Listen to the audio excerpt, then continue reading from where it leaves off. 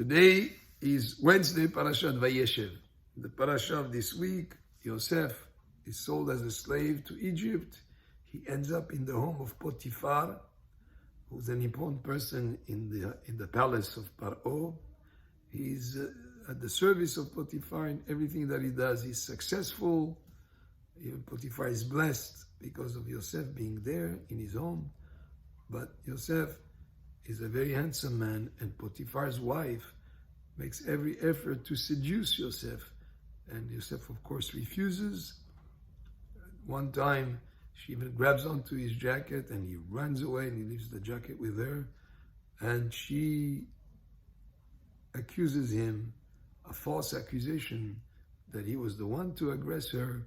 And here's as a proof, he left his jacket with her when he ran away. When she starts screaming, she sort of like a false accusation.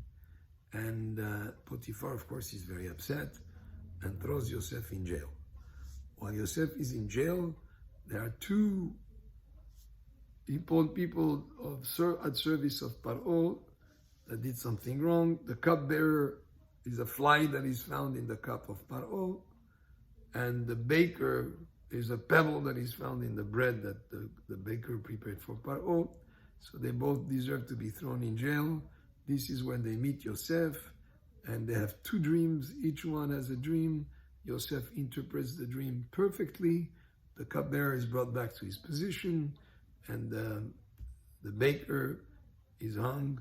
And seeing that the cupbearer was going to be brought back to the position of Paro, Yosef asks him, "Please remember me, and please mention me to Paro," so that he would take him out of prison. And sure enough, 2 years later, the cupbearer forgets about Yosef, but 2 years later, when Paro has dreams that he cannot interpret, they're perturbing dreams to him. He doesn't understand the dreams, even his advisors cannot explain. So this is when the cupbearer says, there was a Hebrew with us in jail who has incredible talent in interpreting dreams, and Paro brings him to the palace. He's so impressed with the way that he interprets the dream that he makes him a second in command of all of Egypt, and this is the storyline here. But a couple of ideas that we need to keep in mind here. That the two servants of Paro being thrown in jail to be with Yosef, and for them to have dreams, is all directed by Hashem to get Yosef out of that jail.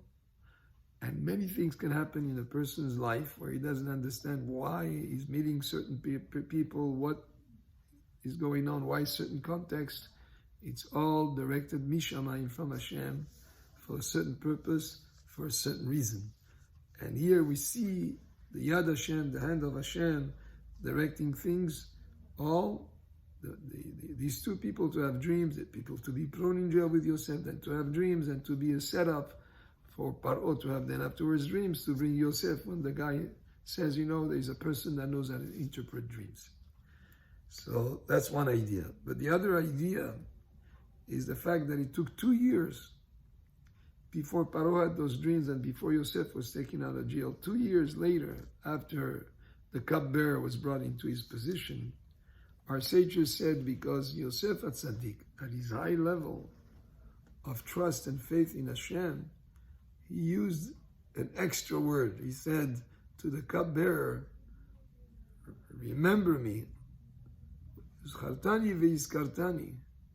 Remember me and mention me. In other words, he uses extra language, showing that it depended on the cupbearer rather than Hashem's hand is one who's going to take it. So yes, we have to do hishtadlut. We have to do our own effort. Even in a case when we have full faith and trust in Hashem, a person has to do a certain amount of effort. But that certain amount of effort, in the case of a tzaddik, a righteous person such as Yosef, he used extra words. In other words, the trust was there with Hashem, but he relied too much on the cupbearer rather than faith in Hashem by being redundant and using extra words in asking the cupbearer to remember him and to remind him and to mention to Paro. And that's also an important concept to have in mind. Always to have trust in Hashem. Hashem directs everything, and everything that He does is letovah. But we have to make an effort. But even that effort has to be measured, not to rely more on people than on the hand of Hashem. And in everything that we do, I mean, right now, Israel is involved in a war in Gaza.